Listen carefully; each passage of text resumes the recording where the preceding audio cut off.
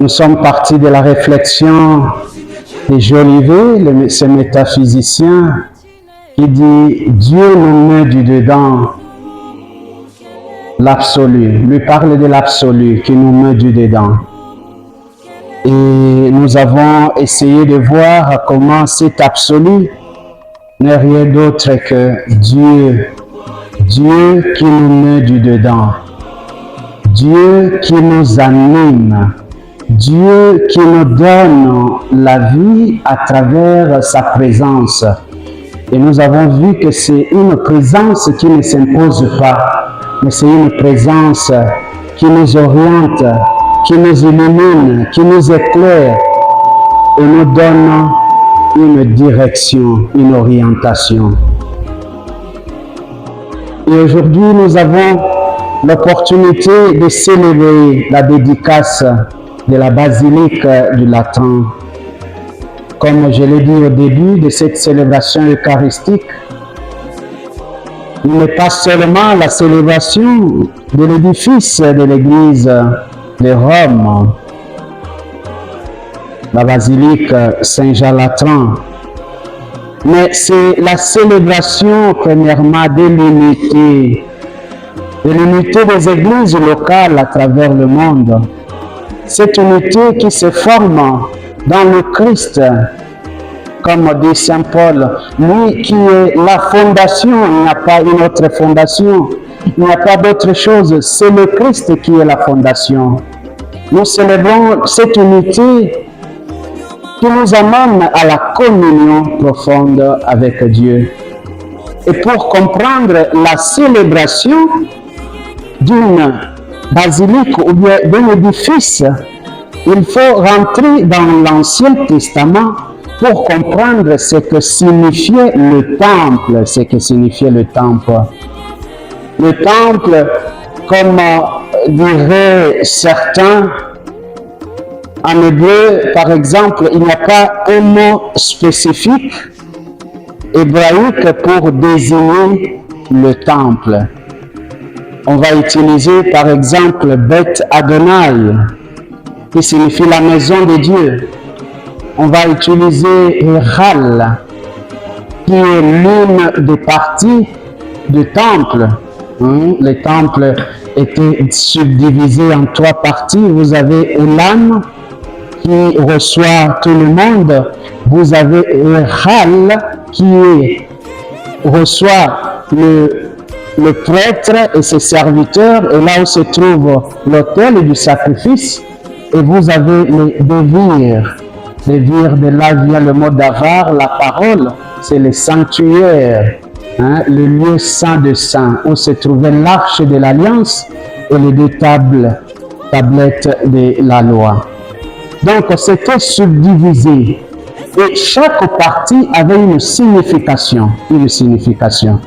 Donc, pour comprendre la notion de la célébration de l'édifice, il faut rentrer dans ce contexte. Pour comprendre même la subdivision du temple, révélait le mystère que le peuple de Dieu partait célébrer là-bas.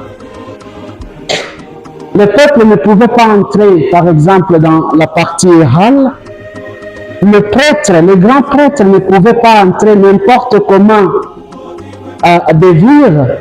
Une fois là, il avait accès, mais avec beaucoup de restrictions, beaucoup d'orientations pour accéder à ces lieux 3 fois saints. Comme nous disons, Dieu qui est 3 fois saint, ces lieux très saints, très saints. Et le mot saint signifie seulement séparé. C'est pour cela qu'on voit la séparation dans cette représentation du temple. Quand vous prenez par exemple le mot Sinaï, ça représente cette subdivision du temple. Déjà, vous avez la partie où devrait rester le peuple, vous avez là où Moïse pouvait aller avec Aaron, et puis vous avez là où Moïse ne pouvait aller que seul rencontrer Dieu. Donc cette notion était en réalité une préparation de la rencontre de Dieu avec son peuple. Donc le temple, l'église est le lieu choisi par Dieu pour rencontrer son peuple. Le temple, c'est lieu mis à part, où le ciel et la terre s'unissent. Le lieu choisi, où le ciel et la terre se rencontrent. Et pourquoi Dieu descend, c'est pour sanctifier son peuple, pour avoir la communion profonde avec son peuple. Et de la communion avec Dieu jaillit la vie, jaillit l'abondance. Voilà pourquoi dans la première lecture, le prophète Ézéchiel voit cette eau vive qui jaillit du sanctuaire et qui donne la vie à tous les êtres. Pourquoi? Parce qu'il est certifié que sur le temple de Jérusalem, ou sous le temple de Jérusalem, se trouvait la pierre de fondation, comme on dit. La pierre sur laquelle Jacob a posé sa tête, ce qu'on appelle la pierre de fondation. Et c'est de là que jaillit l'eau vive. Et dans le Nouveau Testament, nous avons le cœur transversé de Jésus qui va donner cette eau, Et Jésus va nous dire quoi? Celui qui croit en moi, de l'eau vive, des sources d'eau vive jailliront de lui. C'est-à-dire, nous partons de la notion du temple comme le lieu de la manifestation de la gloire de Dieu, le lieu que Dieu a choisi pour rencontrer son peuple, pour avoir la communion profonde avec lui vers la célébration du corps mystique du Christ qui représente l'unité des chrétiens. Et Saint Paul nous rappelle, même Saint Pierre, que nous sommes des pierres vivantes qui formons ce corps mystique de Christ. Donc la célébration de la dédicace de la basilique du Latran fait allusion à cette unité, ce grand mystère que nous célébrons. Et cela doit aussi nous interpeller dans la façon dont nous approchons l'Église, nous approchons le corps du Christ, en commençant d'abord par ce qui est physique. Le mystère du Christ, la chapelle, le lieu choisi par le Christ, par Dieu, pour se rendre présent à travers la prière eucharistique, à travers l'action du prêtre, le Christ se rend présent. Dieu a choisi ce lieu pour que chacun de nous trouve la communion.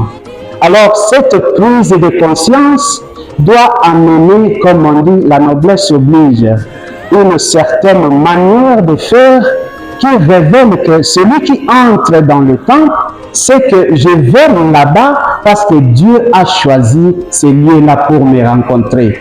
Je ne pars pas, comme je vous ai dit, rencontrer le préfet, je ne pars pas pour rencontrer le recteur, mais je pars pour rencontrer celui qui m'appelle à devenir la pierre vivante qui va demain devenir la pierre dans la mission.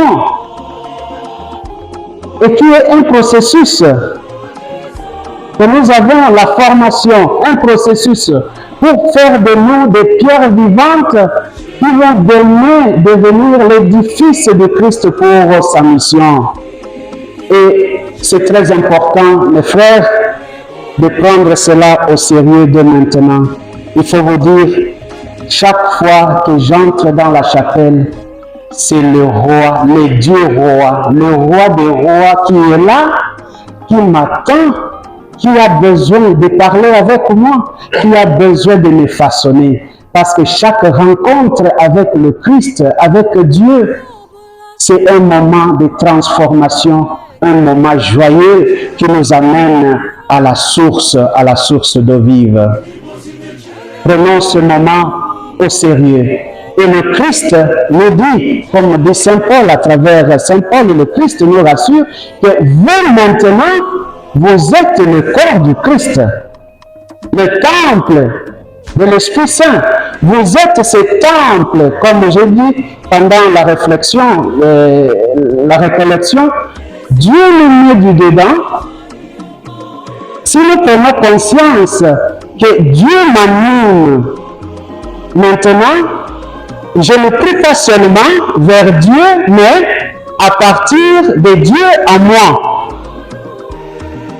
La prière ne devient plus une action extérieure, mais une action intérieure. Comme dit René, nous ne savons pas prier, mais c'est l'Esprit qui prie en nous. Parce que l'Esprit de Dieu prie en nous, la prière part de l'intérieur pour illuminer notre environnement, illuminer nos relations interpersonnelles, illuminer notre vie communautaire.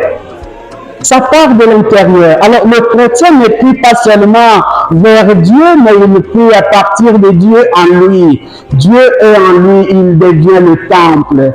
Et Saint Paul nous avertit que vous êtes le temple de Dieu. Si quelqu'un détruit ce temple, Dieu le détruira. Dieu le détruira. Donc, regardez l'autre comme temple de Dieu, c'est-à-dire le lieu de la manifestation de la gloire de Dieu, le lieu de la rencontre. Comment aller vers l'autre comme un moment de rencontre? Parce que c'est là que se trouve le Saint-Esprit de Dieu. Il n'est pas seulement en moi, mais il est aussi en l'autre. Donc, ma rencontre avec l'autre devient cette rencontre comme Dieu qui rencontre l'humanité, il descend pour rencontrer l'homme, l'humanité. D'autres demain que nous nous laissions transformer par l'Esprit du Christ, lui qui a servi et qui a donné sa vie pour qu'il devienne le temple éternel, la Jérusalem céleste, qui se transforme aujourd'hui en chacun de nous et qui demain sera un temple définitif lorsque nous aurons la communion profonde avec Dieu pour l'éternité.